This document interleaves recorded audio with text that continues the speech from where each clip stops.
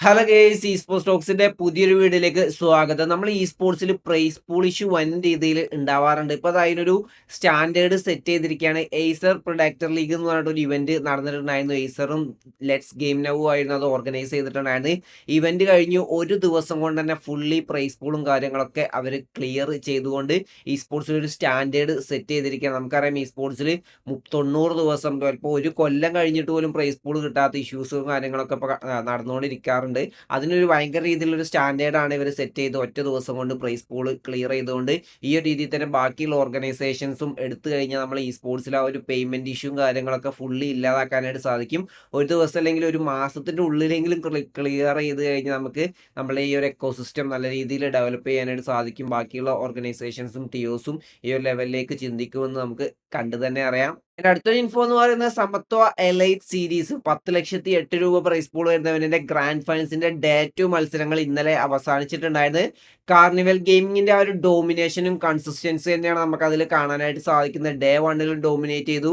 Day 2 ആയ ഇന്നലെയും ആ ഒരു ഡോമിനേഷൻ അവർ കണ്ടിന്യൂ ചെയ്യാണ് ചെയ്തിട്ടുണ്ടായിരുന്നത്. ഇന്നലത്തെ 6 മാച്ചുകളിൽ 84 പോയിന്റാണ് ടീം സ്വന്തമാക്കിയത്. അങ്ങനെ ആഷ് 1 പൊസിഷനിൽ അവർ നിൽക്കുന്നുണ്ട്. 176 പോയിന്റുമായിട്ട് 111 ഫിനിഷസുകളാണ് കാർണിവൽ ഗെയിമിംഗ് സ്വന്തമാക്കിയത്. സെക്കൻഡ് നിൽക്കുന്ന VSTയുടെ ടോട്ടൽ പോയിന്റ്സ് പോലും നമുക്ക് അത്രത്തോളം കാണാനായിട്ട് സാധിക്കുന്നില്ല. സെക്കൻഡ് നിൽക്കുന്ന VST 110 പോയിന്റുമായിട്ടാണ് അവർ ഒരു സെക്കൻഡ് പൊസിഷനിൽ നിൽക്കുന്നത്. കിൽ പോയിന്റ്സ് മാത്രം കൂട്ടിക്കഴിഞ്ഞാൽ തന്നെ കാർണിവൽ ഗെയിമിംഗ് ആണ് ആ ഒരു ആഷ് 1 പൊസിഷനിൽ നിൽക്കേണ്ടത്. ആൻഡ് ഫീനിക്സ് 3-ാം സ്ഥാനത്ത് നിൽക്കുന്നുണ്ട്. ഇന്നലെ നല്ലൊരു കംബാക്ക് അവർ കാഴ്ചവെച്ചു. 60 പോയിന്റാണ് ഇന്നലെ സ്വന്തമാക്കിയത്. അങ്ങനെ 98 പോയിന്റുമായിട്ട് 3-ാം സ്ഥാനത്തും നിൽക്കുന്നുണ്ട്. ആൻഡ് 5-ാം സ്ഥാനത്താണ് സോള് നിൽക്കുന്നത്. ഇന്നലെ വെറും 16 പോയിന്റ് മാത്രമേ അവർക്ക് സ്വന്തമാക്കാനായിട്ട് സാധിച്ചുള്ളൂ. അങ്ങനെ 83 പോയിന്റുമായിട്ട് 5-ാം സ്ഥാനത്തും നിൽക്കുന്നുണ്ട്. ടോപ്പ് ഫ്രാഗർ ലിസ്റ്റ് നോക്കുകയാണെങ്കിൽ കാർണിവൽ ഗെയിമിങ്ങിന്റെ IGL ഹെക്ടർ തന്നെയാണ് ആ ഒരു ടോപ്പിൽ നിൽക്കുന്നത്. 43 ഫിനിഷസോട് കൂടിയിട്ടാണ് ആ ഒരു ടോപ്പ് പൊസിഷനിൽ ടോപ്പ് ഫ്രാഗർ ലിസ്റ്റിൽ നിൽക്കുന്നത്. സെക്കൻഡ് എസ്പവർ നിൽക്കുന്നുണ്ട് 28 ഫിനിഷസുമായിട്ട്. 4-ാം സ്ഥാനത്ത് ഗോബ്ലിനും നിൽക്കുന്നുണ്ട് 19 ഫിനിഷസുമായിട്ട്. കാർണിവൽ ഗെയിമിങ്ങിന്റെ ഒരു ഡോമിനേഷൻ തന്നെയാണ് നമുക്ക് ഈ ഒരു ഇവന്റിൽ കാണാനായിട്ട് സാധിക്കുന്നത്. അവർ തന്നെ ഈ ഒരു കപ്പും കൊണ്ടുപോകാനാണ് ചാൻസ്. കാരണം പോയിന്റ്സിൽ ഏകദേശം 66 പോയിന്റ് ഇപ്പോഴും ഡിഫറൻസ് ഉണ്ട് ആഷ് 1ഉം ആഷ് 2ഉം തമ്മിൽ. ഇന്നാണ് ഇതിന്റെ ലാസ്റ്റ് ഡേയും വരുന്നത്. ഏകദേശം കാർണിവൽ ഗെയിമിംഗ് കപ്പ് കൊണ്ടുപോകും. സെക്കൻഡും തേർഡും ആരായിരിക്കും എന്ന് തന്നെ നമ്മൾ നോക്കിയാൽ മതി.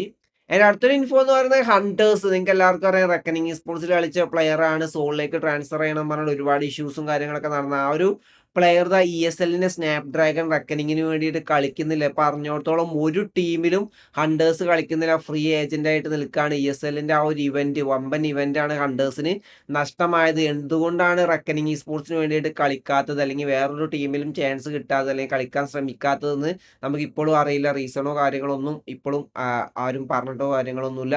നിങ്ങൾ നോക്കുക, സോളിലേക്ക് പോകണം അല്ലെങ്കിൽ റെക്കനിങ്ങിന് സോളിലേക്ക് വിട്ടുകൊടുക്കാൻ ബൈഔട്ട്സ് ഏകദേശം ലക്ഷങ്ങളാണ് റെക്കനിങ് ചോദിച്ചിട്ടുണ്ടായിരുന്നത്. പക്ഷേ സോൾ ആ ഒരു സമയത്ത് പ്ലെയറിനെ വാങ്ങിയിട്ടുള്ളായിരുന്നു. പക്ഷെ ഇപ്പോൾ റെക്കനിങ് ആ ഒരു പ്ലെയറിനെ സ്വന്തം ടീമിൽ പോലും കളിപ്പിക്കുന്നില്ല. എന്തെങ്കിലും ഉള്ളിൽ റീസൺ ഉണ്ടാവും. ആ ഒരു റീസണിന് വേണ്ടിയിട്ട് എന്തായാലും നമുക്ക് വെയിറ്റ് ചെയ്യാം. അടുത്ത BGISൽ ഹണ്ടേഴ്സ് ഏത് ടീമിലായിരിക്കും കളിക്കാൻ പോകുന്നതെന്ന് നമുക്ക് കണ്ടു തന്നെ അറിയാം. എൻ്റെ അടുത്തൊരു ഇൻഫോ എന്ന് പറയുന്നത് ESL സ്നാപ് ഡ്രാഗൺ പ്രോ സീരീസ് 1 കോടി രൂപ പ്രൈസ് പൂൾ എന്നതിനെ സെമി ഫൈനൽസിന്റെ ഡേ 2 മത്സരങ്ങൾ ഇന്നലെ അവസാനിച്ചിട്ടുണ്ടായിരുന്നു. അടിപൊളി കോമ്പറ്റീഷൻ തന്നെയാണ് നമുക്ക് കാണാനായിട്ട് സാധിക്കുന്നത്. നമുക്കവിടെ മാച്ച് വൈസ് ഡീറ്റെയിൽസിലേക്ക് നോക്കുകയാണെങ്കിൽ മാച്ച് 1 തന്നെ ഗോഡ്സ്ട്രെയിന്റെ വക നമുക്ക് ആ ഒരു കംബാക്ക് ചിക്കൻ ഡിന്നർ കാണാനായിട്ട് സാധിച്ചിരിക്കുകയാണ്. ലാസ്റ്റ് ഫീനിക്സ് സ്പോർട്സിനെ തീർത്തുകൊണ്ട് 15 ഫിനിഷസോട് കൂടിയുള്ള ചിക്കൻ ഡിന്നറാണ് ടീം സ്വന്തമാക്കിയത്. ആൻഡ് മാച്ച് 2 മിറാമറിൽ സോളിന് നല്ലൊരു സോൺ അഡ്വാൻറ്റേജ് ലാസ്റ്റിലേക്ക് കിട്ടുകയും അത് യൂട്ടിലൈസ് ചെയ്തുകൊണ്ട് തന്നെ 9 ഫിനിഷസോട് കൂടിയുള്ള ചിക്കൻ ഡിന്നറാണ് സോള് അവിടെ സ്വന്തമാക്കിയത്. മിത്ത് ഒഫീഷ്യൽസ് 4 പോയിന്റ് സ്വന്തമാക്കി. ആൻഡ് മാച്ച് 3 ടീം എംപയർ കേണയന്റെ പിള്ളേരെ തീർത്തുകൊണ്ട് 9 ഫിനിഷസോട് കൂടിയുള്ള ചിക്കൻ ഡിന്നർ സ്വന്തമാക്കി. എംപയറിന് ആ ഒരു സോൺ അഡ്വാൻറ്റേജ് നല്ല രീതിയിൽ ഉണ്ടായിരുന്നു. അതിന് ആ ഒരു പ്ലെയർ അഡ്വാൻറ്റേജ് ലാസ്റ്റിലേക്ക് നല്ല രീതിയിൽ ഉണ്ടായിരുന്നു. ആൻഡ് മാച്ച് 4 സാൻഹോക്കിൽ ഗോൾ ലൈക്ക് സിംബിന്റെ വക വേറെ ലെവൽ ക്ലച്ചാണ് നമുക്ക് കാണാനായിട്ട് സാധിച്ചത്. സിംബ് VXTക്കെതിരെ ഒരു ലാസ്റ്റ് സോണിൽ 1v3 ക്ലച്ച് എടുത്തുകൊണ്ട് ഗോൾ ലൈക്ക് ആ ഒരു ചിക്കൻ ഡിന്നർ സ്വന്തമാക്കിയിരിക്കുകയാണ്. ഇതിന്റെ ഗെയിം പ്ലേയും കാര്യങ്ങളൊക്കെ നമ്മൾ ജൂനിയർ ഗെയിമിങ്ങിന്റെ ചാനലിൽ അപ്ലോഡ് ചെയ്യുന്നതായിരിക്കും. നിങ്ങൾ ജസ്റ്റ് ഒന്ന് ചെക്കൗട്ട് ചെയ്യുക. അടിപൊളി ക്ലച്ച് ആയിരുന്നു നമുക്ക് സിംബിന്റെ ഭാഗത്ത് നിന്ന് കാണാനായിട്ട് സാധിച്ചത്. എവിടെയാണോ സിംബിന്റെ ആ ഒരു ക്രൂഷ്യൽ മൊമെന്റ് വേണ്ടത് അവിടെ സിംബ് ക്ലച്ച് എടുക്കുന്നത് നമ്മൾ കണ്ടിട്ടുണ്ടായിരുന്നു. അങ്ങനെ 12 ഫിനിഷസോട് കൂടി ചിക്കൻ ഡിന്നറാണ് ഗോളിലേക്ക് സ്വന്തമാക്കിയത്.